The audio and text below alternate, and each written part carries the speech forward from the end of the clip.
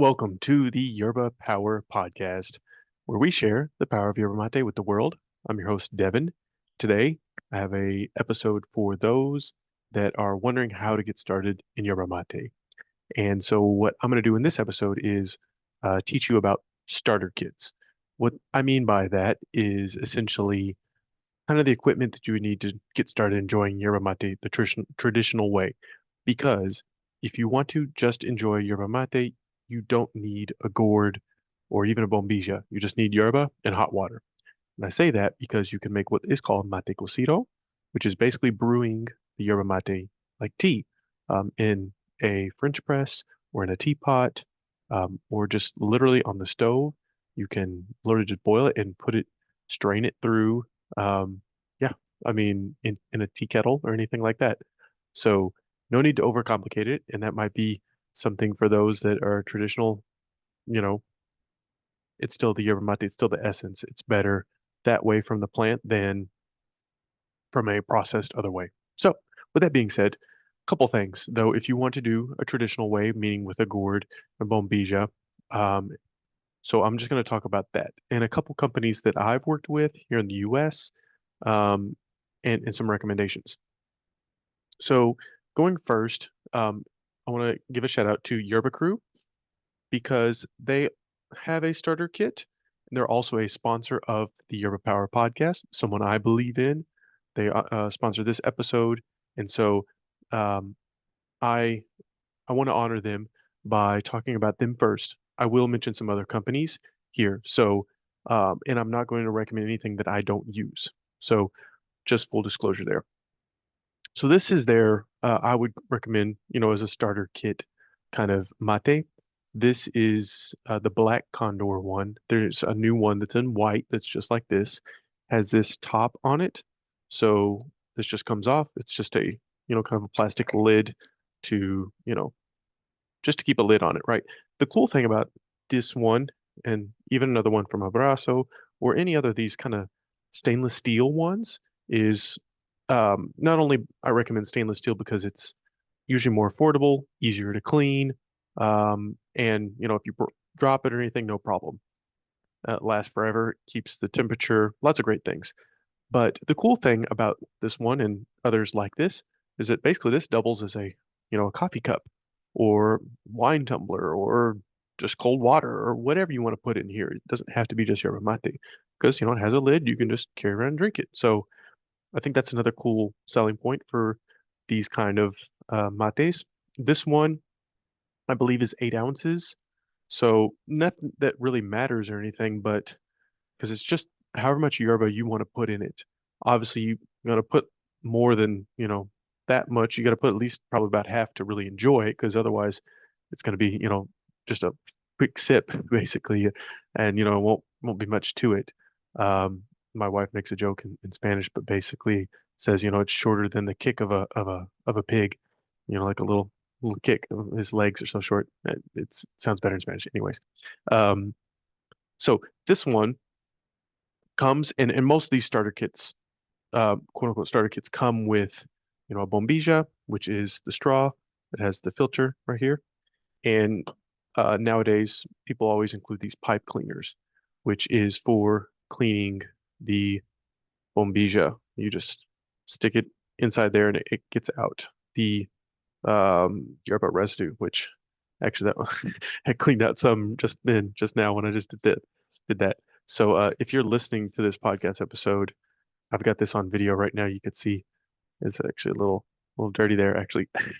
So um, so that's just as far as the starter kit goes. It's a usually a stainless steel I would recommend first. Also, glass or ceramic.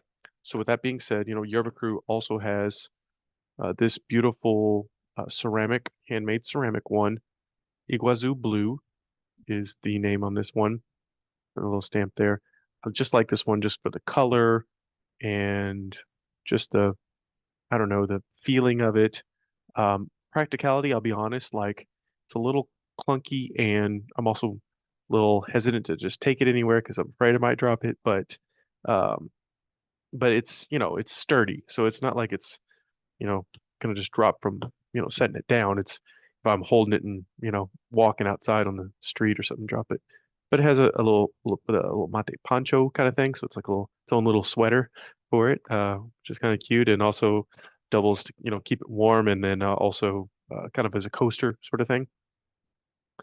Um, Abrazo, which they are a company in the US as well, that I've had on the podcast.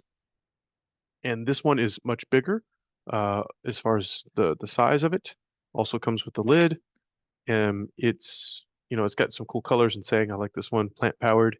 But this, I don't know how big this is, but definitely more than 8 ounces, probably close to six. No, I wouldn't say 16, but 12 something probably. So it is much bigger, which to whatever you want to use it for, as far as a glass, works much better.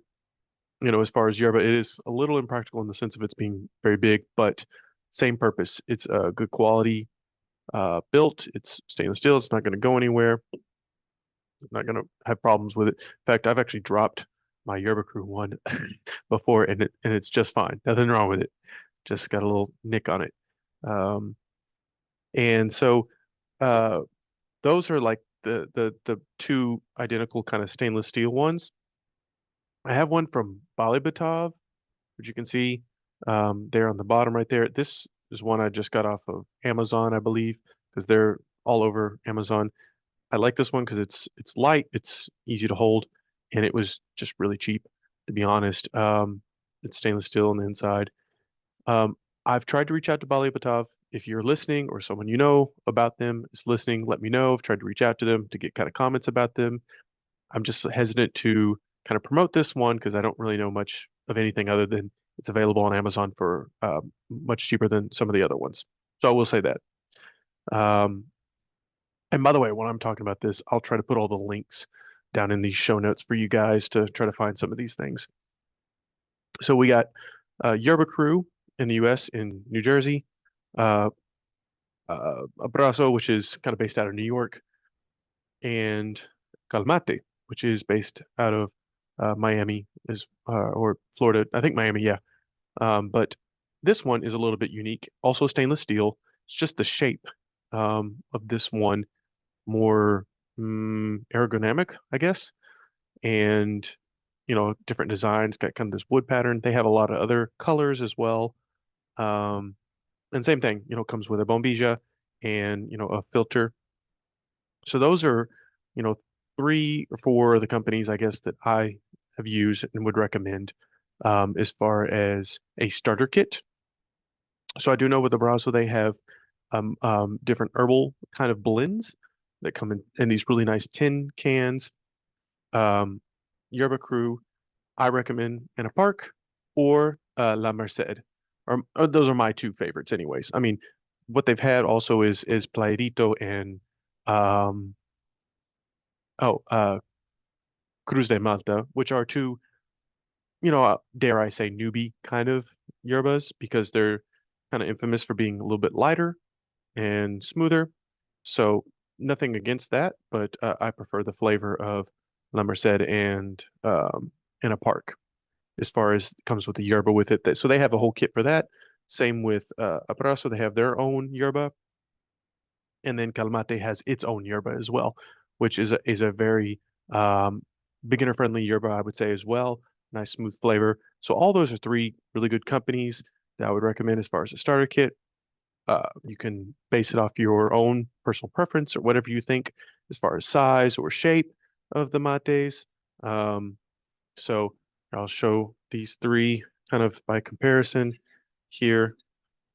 I can hold all three at the same time as far as size and color. I don't know if that, and then I drop it on the keyboard. So, but these two, the Kalmate and Yerba Crew, play about the same size, and then see the Abrazo compared to uh, the Yerba Crew. And so, anyways, those are just my three thoughts on that. Hope that was helpful. Uh, um, Once again, if you have questions, please message me on Instagram or SpeakPipe, which I'll put that in link below where you can send me a voice message and I'll feature in the next episode. Thank you for listening.